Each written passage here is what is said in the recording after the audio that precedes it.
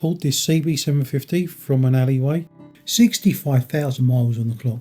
Is it worth the bench space, or is it just a pile of scrap metal?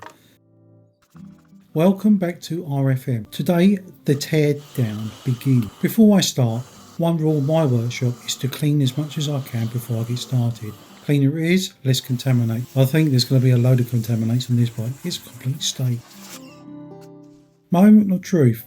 Oil check. If it's dark and old but there's no water or any shiny bits, that is a total win in my book.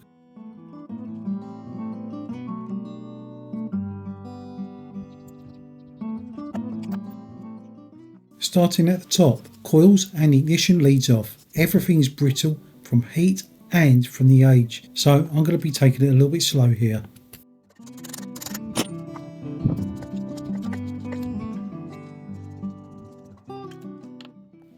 So before I go even further, I want to check to see what's inside this rocker cover. I want to see if there's a loose chain or anything obvious that was causing the rattling from the previous video.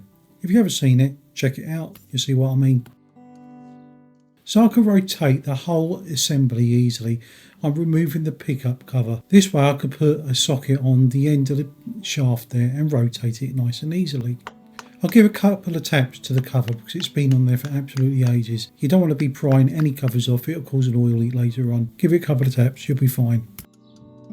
Everything looks to be okay, nothing's marred up inside it, and I'm pleased with this. However, it's got a hydraulic tappet system on there, so this probably could be the cause of the rattling sound we heard at low idle. We'll investigate later when we stripped it down. So for the time being, I'm just putting the case back on.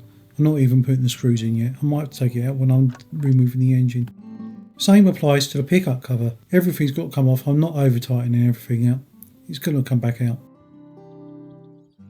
Just a little tip, if you're taking all the nuts and bolts off and you're leaving it for a period of time, bag it and label it. That way you know where it goes. It saves all that guesswork later on.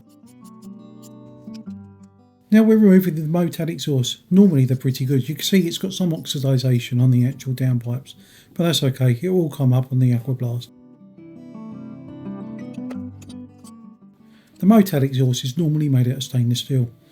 I haven't known one was made out of steel and been chromed yet. As we're removing the exhaust permanently for a while, we're going to be bagging it up and put them into a bag exactly where we know where they are.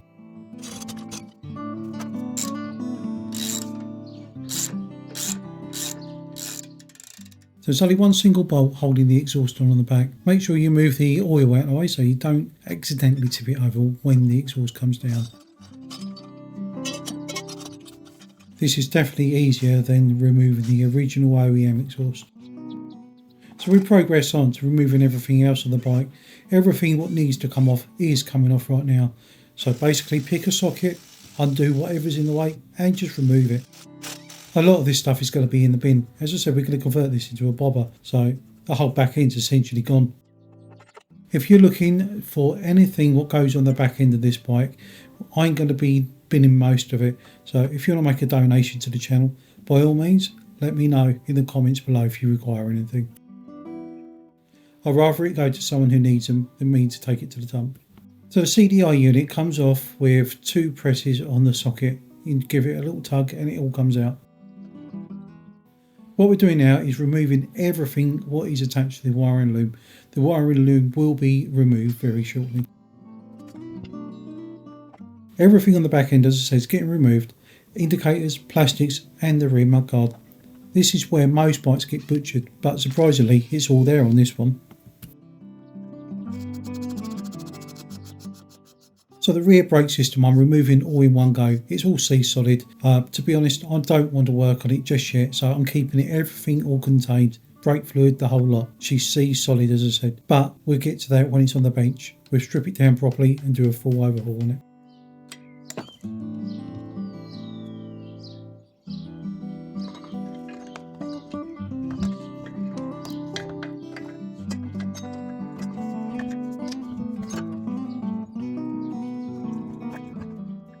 Airbox and the battery tray. It is a tight squeeze getting all this out past the frames, but persistence pays off.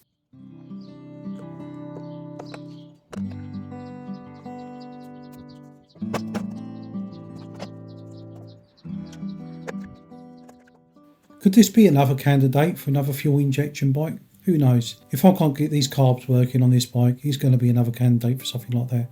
Nice and simple.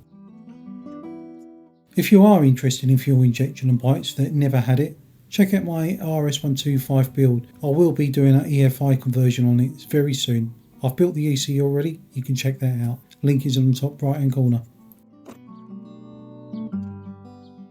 This entire wiring loom looks completely standard, no cuts, nothing.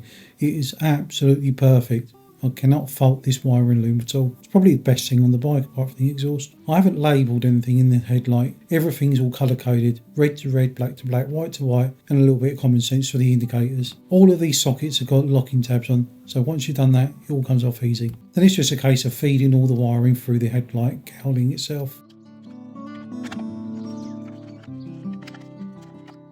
This is the original regulator rectifier, 2 bolts in 1 plug, and there's an earth to the side of it. Quite a simple little system. Leaving it attached on the loom, there's no need for me to remove it.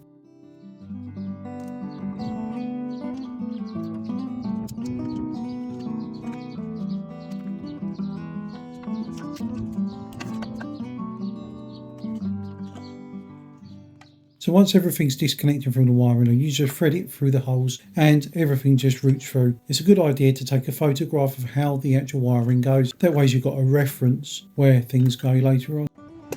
So these cars were absolutely rock solid, seized onto the boots. I could not remove them. The other thing was every single one of these control wires was seized solid.